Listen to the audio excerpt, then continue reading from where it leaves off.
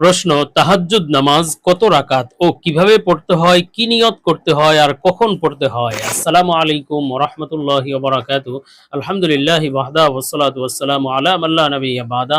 প্রিয় দর্শক, অত্যন্ত গুরুত্বপূর্ণ অনেক প্রশ্ন আমরা আপনাদের কাছ থেকে পেয়েছি আজকের এই ভিডিওতে। তার মধ্য থেকে উল্লিখিত নির্বাচিত গুরুত্বপূর্ণ একটি প্রশ্ন তাহাজ্জুদ সংশ্লিষ্ট বিস্তারিত আলোচনা করবে ইনশাআল্লাহ।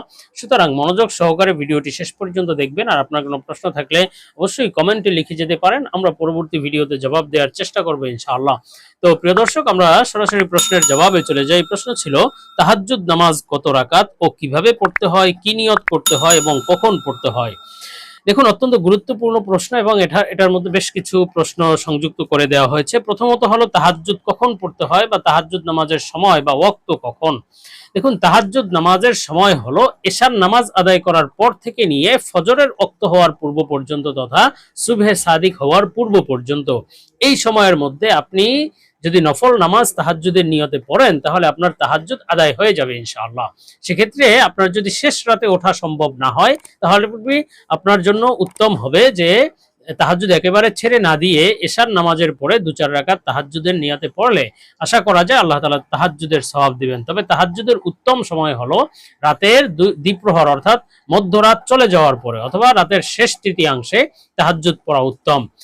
তো আর এখন প্রশ্ন হলো যে তাহাজ্জুদ আপনি কোন নিয়তে পড়বেন? তাহাজ্জুদ তো পড়লেন, এখন নিয়ত করবেন কি? দেখুন, তাহাজ্জুদের নিয়ত হলো, যেহেতু তাহাজ্জুদ নামাজ নফল বা সুন্নত একটি নামাজ, সুতরাং আপনি নফলেরও নিয়ত করতে পারেন, সুন্নতেরও নিয়ত করতে পারেন, আপনার নামাজ হয়ে যাবে।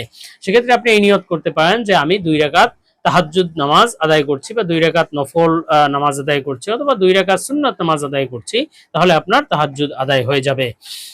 এখন প্রশ্ন হলো যে কত রাকাত আপনি পড়বেন, কত রাকাত তাহাজ্জুদ নামাজ পড়তে হয়। দেখুন, তাহাজ্জুদ নামাজ ২ রাকাত থেকে নিয়ে ১২ রাকাত পর্যন্ত বর্ণনা আছে। রাসূল সাল্লাল্লাহু আলাইহি ওয়াসাল্লাম বিভিন্ন সময় বিভিন্ন আমল করেছেন, তবে ৮ রাকাতের বর্ণনা বেশি পাওয়া যায়। এজন্য আপনি যদি সময় সংকীর্ণ হয়, কম হয়, তাহলে আপনি ২ রাকাত নামাজ পড়লেও তাহাজ্জুদ আদায় হয়ে যাবে। তবে যদি সময় থাকে তাহলে আপনি ১২ রাকাত পর্যন্ত পড়তে পারেন।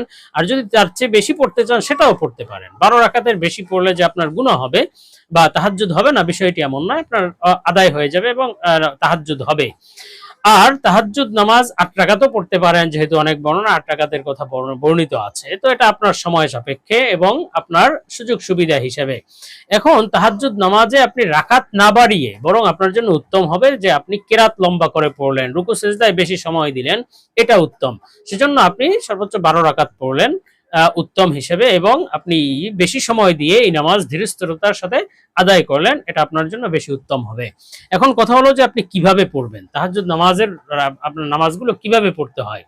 দেখুন, তাহাজ্জুদ নামাজ যেহেতু নফল বা সুন্নত নামাজ, এটা অন্যান্য নামাজের মতোই আপনি পড়বেন, অর্থাৎ ২ রাকাত। আর রাতের নামাজ যেহেতু ২ রাকাত করে, নফল নামাজ রাতের নফল ২ রাকাত করে পড়া উত্তম।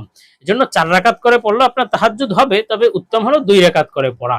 সেক্ষেত্রে আপনি ২ রাকাতের নিয়ত করলেন এভাবে যে আমি ২ রাকাত নামাজ পড়ছি, তাহাজ্জুদের নামাজ, বা ২ রাকাত নফল পড়ছি, বা ২ রাকাত সুন্নত পড়ছি, এভাবে ২ রাকাতের নিয়ত করলেন এবং পড়ার পদ্ধতি হলো অন্যান্য নামাজ আমরা যেভাবে পড়ি সেভাবেই পড়লেন, তথা তাকবীরে তাহরিমা বেঁধে সানা পড়ে, এরপরে সূরা ফাতিহা পড়ে একটা সূরা মিলিয়ে রুকু করলেন, সিজদা করলেন, সিজদা থেকে উঠে তারপরে আবার এভাবে পরবর্তী রাকাত তথা একটি সূরা মিলিয়ে একটা সূরা ফাতিহা পড়ে একটি সূরা মিলিয়ে তারপরে আবার রুকু সিজদা করে তাশাহুদ, দুরূদ শরীফ, দোয়া মাসুরা পড়ে সালাম ফিরালেন।